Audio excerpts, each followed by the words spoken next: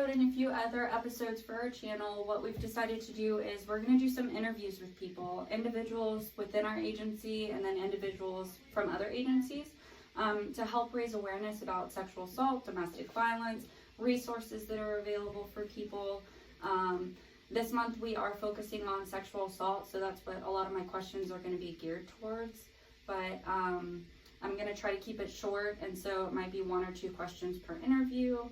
So today with us we have Gideon Harris, and I'm going to start off by letting him, introduce himself and talk about what he does, and then I'm going to ask a few questions, and then that'll be it. All right, so Gideon, thank you for being with us today. If you don't mind just letting everyone know, what do you do? So I'm a licensed professional counselor, intern at this time, working on getting my full license, but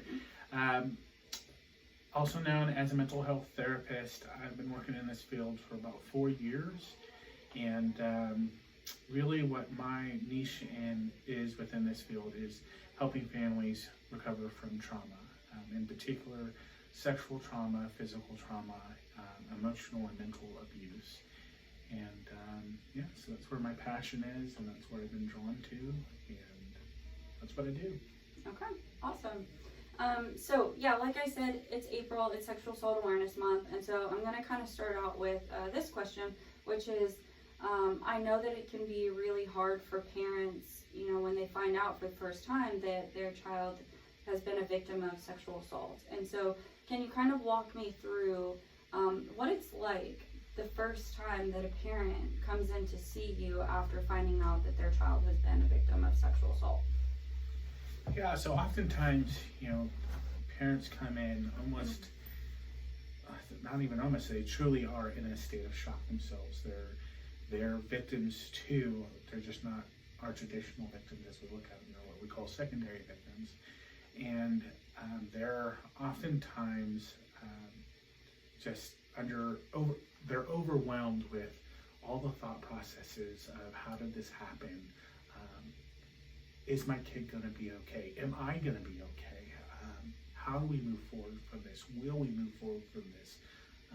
What does justice look like? How do I prioritize? And so all these things are just surrounding parents when they come in here, and they're looking for help and guidance and assurance. And so what I try to do, just to start right off with parents, is to assure them that they're in the right place. Places like the Crisis Center and Children Advocacy Centers, they're designed to deal with sexual trauma. And in our culture, sexual trauma is taboo. Mm-hmm. And a lot of our parents know that coming in, and I can't tell you how often. I mean, it's got to be at least somewhere between 25 and 50% of the time, a parent, most often a mother, and sometimes fathers, will tell me, how did this happen to my kid? Right. I said this would never happen. Mm-hmm. And I always ask, well, why would you say that? You can't tell the future. And she's like, because it happened to me. Mm-hmm. And there's such a great struggle that comes with that multi-generational trauma is what we call it. Mm-hmm. Where the same trauma happens over and over again, and parents will blame themselves, they'll blame their kids. They won't believe their kids because their kid isn't reacting the same way they reacted. Right. So a lot of my focus starts off with what we call psycho-ed, or psychological education, because we like psycho. But it's teaching them about how we respond to these traumas, and even more so, how can they respond mm-hmm. to allow their kid and them to recover and heal quickly. Right. Okay, awesome. What would you say, like you said, their kids aren't reacting how they expect them to. So what would you say is kind of something for parents to expect, or things for parents to look for even, if they don't know yet, but like behaviors to look for or anything like that, changes in mood? Is there any indicator or anything, after the fact, they already know their child has been a victim of sexual assault, just anything that they should be aware of, I guess, or look for? Yeah, and that's, it's so challenging because, like I said, when parents are like, well, I don't think it happened because, I didn't react that way, or, this happened to my sister and she didn't react like that. And we quickly want to dismiss the uncomfortable or unexplainable. Right. And the reality of it is children, one, are really resilient, but also all respond differently to trauma. Mm-hmm. And I think if we actually took a step back and looked at how people in life deal with stress, everybody deals with it in different ways. Absolutely. Some are healthy, some are unhealthy, right. And different types of unhealthy and different types of healthy. Mm-hmm. And children are no different. Right. Some might respond, as we say, hyper responsive, mm-hmm. where they are just edgy and moody, and it seems like anything will set them off. They can't take joy in anything. Mm-hmm. And some might respond aggressively. Right. And some might shut down.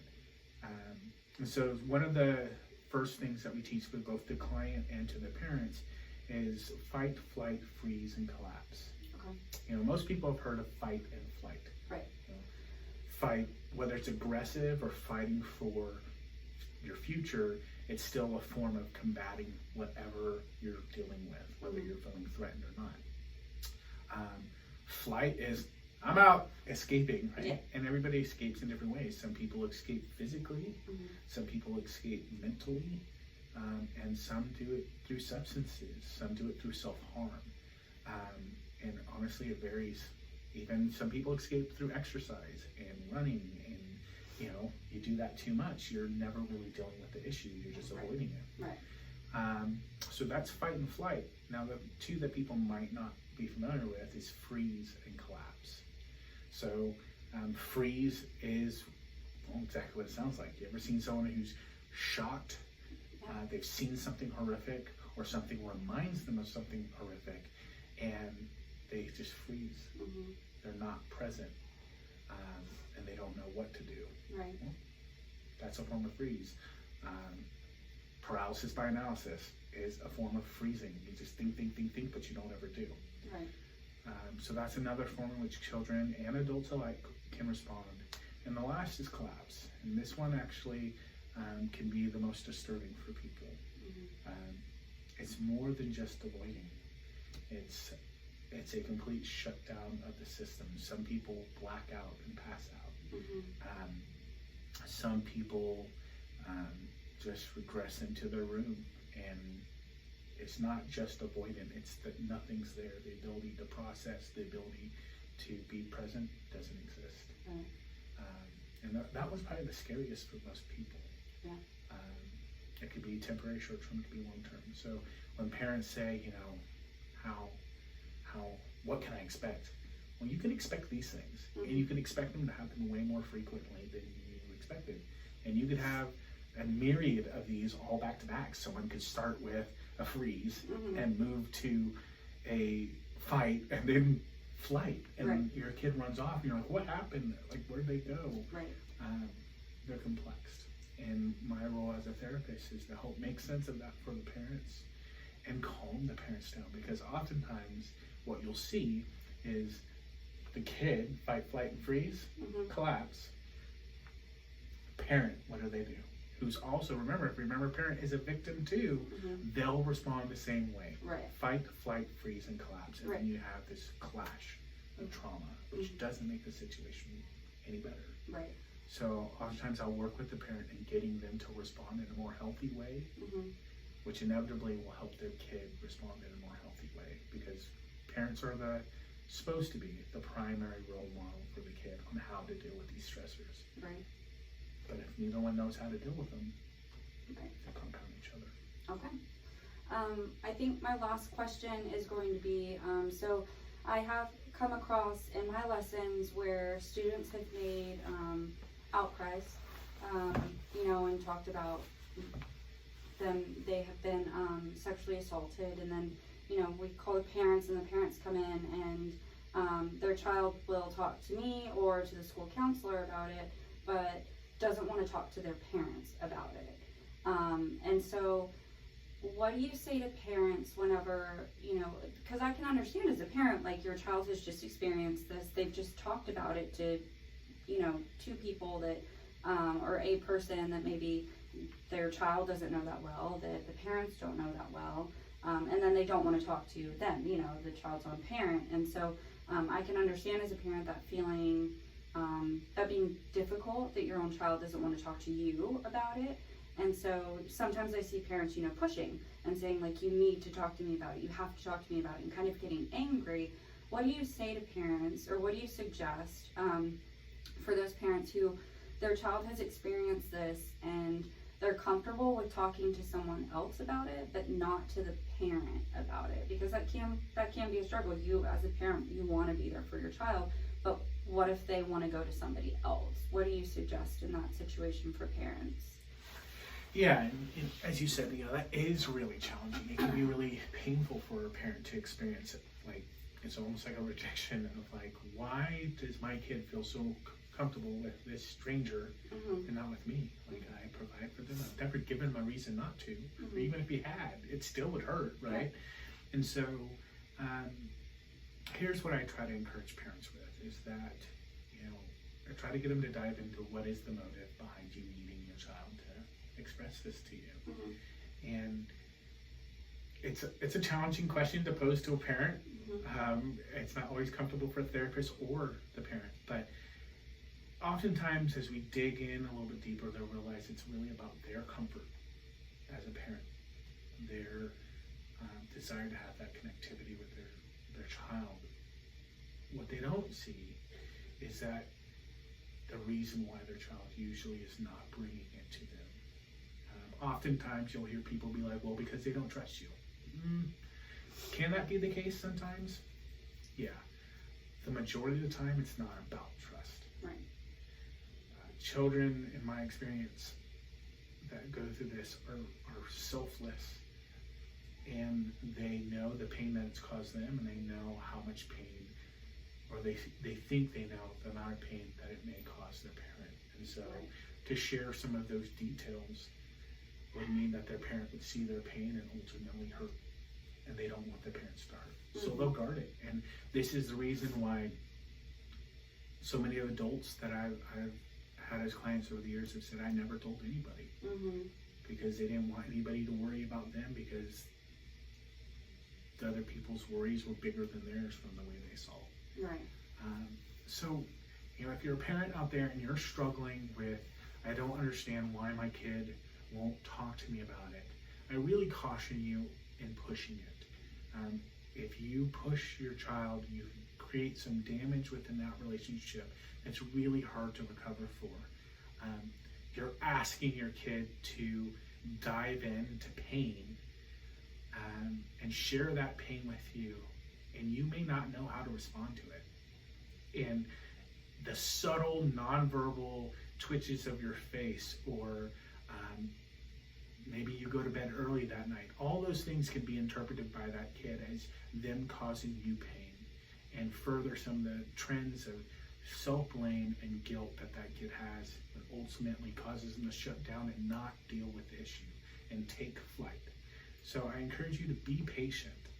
As a therapist, it is my goal to enforce and reinforce their support systems, my client support systems, and oftentimes through treatment called TFCBT, get them to share their trauma with an adult that will support them in a loving manner. So be patient, trust your therapist, and allow your kid to grow over time through your love. And I think that's the best way that you can move forward and support them. That's awesome. I wanted to just add to that real quick. I know you talked about the self-blame, and for myself and some other students that I've worked with, and even adults as well, blame had a lot to do with it. Blaming myself and feeling like it was my fault, and so not wanting to disappoint my family was a huge part of why I didn't tell them. So yeah, it wasn't necessarily that I didn't love them or I didn't trust them. It was that I blamed myself, which is, another thing that we like to work on is the whole victim blaming. You know, in our society there is a lot of victim blaming where people blame the victim after they've been through something so traumatic whenever they shouldn't be blamed. And so yeah, I know that a lot of it can come from there too, just the self-blame and not wanting to disappoint is what I hear a lot of as well. So okay, well, do you have anything else to add? I would. One last detail that I think is really important for you as parents who may be struggling with a child or a close family member who's going through these experiences. I want to encourage you, oftentimes you may be reflecting on your own childhood traumas or even your own shortcomings as a parent or a human being or whatever it may be, as you try to work through making meaning of these hardships and adversities. I want to encourage you to seek help yourself. A healthy you is the best thing that your loved one can glean from and take heart from and be encouraged by. So if you find yourself struggling while caring for another who's hurting, seek help. We here at the Crisis Center do parent therapy and support to help make sense of all this, if sense could be made of it, but more importantly to help you get through it and get back to being the loving, helpful parent that you want to be. So don't hesitate to ask for help. We don't just provide therapy for the primary victim, but also secondary victims. Reach out, we're here, and we're pretty good at what we do. Yep, I think so too. Well, thank you, Gideon, for joining us today. And again, you know, feel free to call us. Our number is 830-620-7520. We are still offering counseling services via telehealth is how we're doing it, correct? Via telehealth. All of our services are free, and we are here for victims of domestic violence, sexual assault. Even though it says crisis in our name, it doesn't have to be something that happened, you know, an hour ago or a day ago. It could be something that happened a week ago or years ago. We're here for you. So as Gideon said, reach out, you know, take care of yourself as well as your family members. But if you guys have any questions or just want to know more about what Gideon does, or you want him to come back and talk about something more specific, just leave it in the comments below. But yeah, so this is our first episode. We'll be interviewing other people as well, just to kind of give you an idea of our services and help raise awareness. Okay, y'all have a great day. We'll see you later.